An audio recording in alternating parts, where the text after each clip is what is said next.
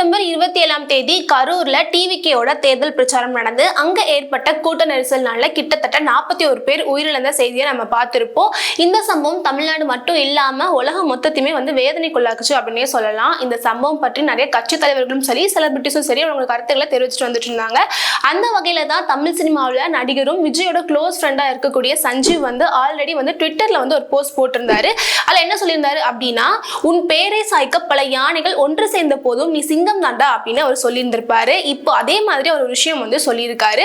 எனக்கு மனசும் சரியில்லை, உடலும் சரியில்லை, அதுக்கான ரீசன் கரூர்ல நடந்த அந்த சம்பவம் தான் அப்படின்னு அவர் சொல்லியிருக்காரு. கரூர் சம்பவம் ஒரு மிகப்பெரிய இழப்பு தான், என்ன சொன்னாலுமே அந்த இழப்பை ஈடுகட்ட முடியாது அப்படின்னு அவர் சொல்லியிருக்காரு.